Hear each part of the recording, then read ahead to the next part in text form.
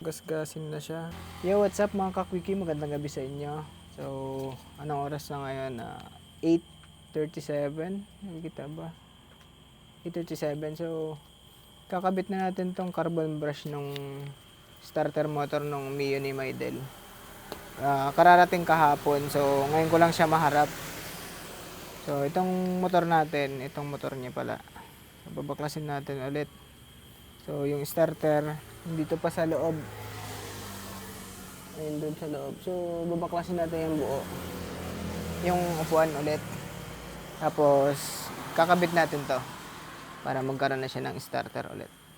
Natanggalan natin guys yung upuan. So, kailangan din natin tanggalin tong airbox para maano natin tong starter, maabot natin kasi naka-allen wrench yan. Ayun na guys, natanggal ko na yung airbox. So, ito yung starter natin. Ito yung throttle body. Yung sa airbox pala guys, tatlo yung bolt nito. Isa dito, tapos dalawa dito sa kabilang side na to. So, dalawa. Bali tatlo. So, marami. Kinapa ko tong itong throttle body. Madumi na rin. So, kailangan na rin ng cleaning. So, kung mapapastart ko siya ngayon, ililinisan ko rin tong throttle body. Saglit lang naman to. So, tanggalin na natin to gamit yung allen. Ito na yung starter guys. So, last time pa nagbaklas ako nito, hindi na matanggal tong tong terminal na to, tong pula na to sa positive. So, hindi ko na siya tatanggalin dito sa wire. Bali, tatanggalin na lang natin tong dalawang bolt na to sa likod. Tapos makikita na natin yung loob. Kung anong itsura. Yan guys, dalawa to. So ito guys, nahugot ko na siya. Ito na yung starter. So ito yung armature niya. So gasgasin na siya. Pud na. Tapos ito yung mga carbon brush. So ubos, parang paubos na rin. Tapos hindi maganda yung contact niya. Ito yung bago guys. So lapat na lapat to dyan. Try natin. Tatanggalin lang natin yung mga bolt niyan. So madumi guys, kailangan linisan natin to. Ito rin natatanggal din to. Ayan. Natatanggal yung armature nito. Tapos dun din sa loob marami na rin. Kailangan linisan din natin. Tapos pagbalik natin, lagyan natin ng konting krasa. Itong armature nito, kailangan liahin natin to guys. Ito. Para maganda ulit yung contact. So ito na guys yung yung lumang carbon brush. Ito. Ito siya, madumi na. Yung bago nating carbon brush, ito siya guys. Diba? Malinis pa. Itong isa guys, kailangan nating ihinang dito. Ito yung sa loob. So, yung contact ng positive. Ito siya yung positive. Kailangan nakahinang to doon. So, ihinang natin siya dito pa ganyan. Pa ganyan, tapos yung niyan, brush na kaganyan. Ayan. May spring yan sa likod. So, kailangan ihinang man natin. Papakita ko lang sa inyo pag nahinang ko na. Okay na guys, naihinang ko na siya. So, ilalagay na lang natin yung mga spring niya. So, baka ilagay kong spring guys. Itong original din. Itong dating nakakabit. Kasi ito rin yung original na kinabit ko nun. Yung armature niya guys, okay na to. Nalinisan ko na. So, nilihan ko rin to.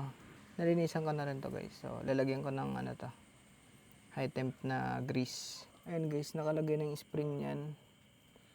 Tapos naka-bolt na rin yan. Nakakabit na.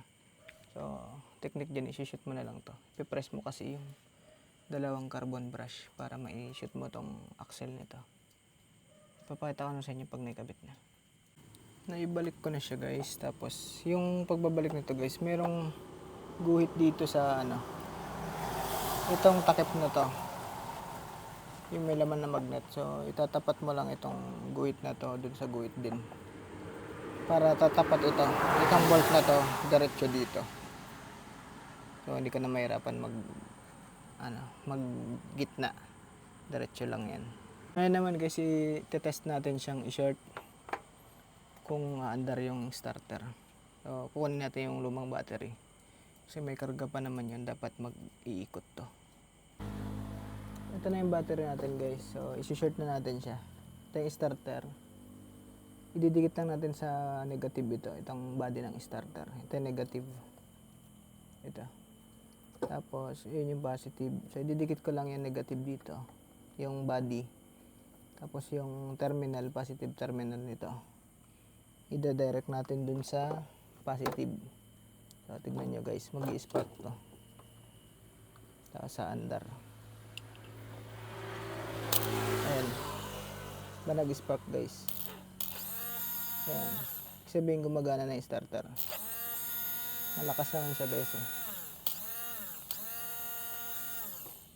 So, all goods na to guys. Kakabit na lang natin, ibabalik natin. Tapos papakita ko sa inyo na mag-i-start na siya mamaya. So, lilinisan ko lang din saglit yung throttle body. Kahit medyo gabi na, dapat matapos natin kasi nabaklos naman na. Guys, nakikabit ko na yung upuan. Ito naman bagong battery. Kabit ko na rin.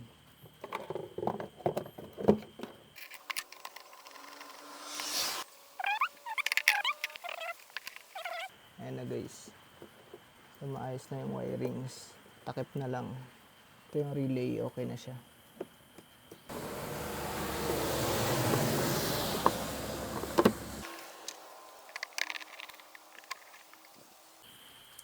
Guys, nakikabit ko na lahat. So, moment of truth na.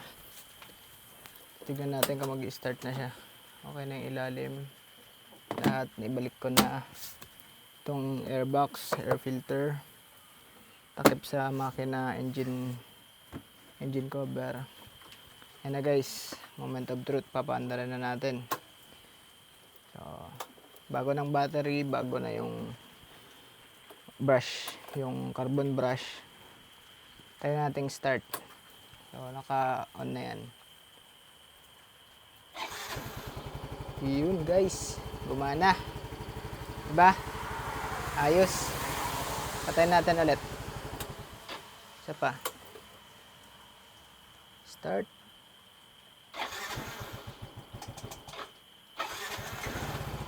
Yun, no? All goods in the hoods. Diba? Pakaangas. Bombay natin. Bagong andar lang ulit to. Bomba.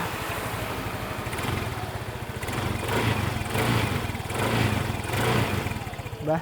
Pakaangas. Guys. Diba? So guys, tapos na natin. So sana may natutunan kayo sa gabing ito kahit napagod na ako. So anong oras na guys? 22 is 10:08 na. So yun lang guys sa sa pagpapalit ko ng battery tsaka carbon brush. Sana may natutunan talaga kayo. Tapos see you sa next video. Bye. Peace. Ride safe.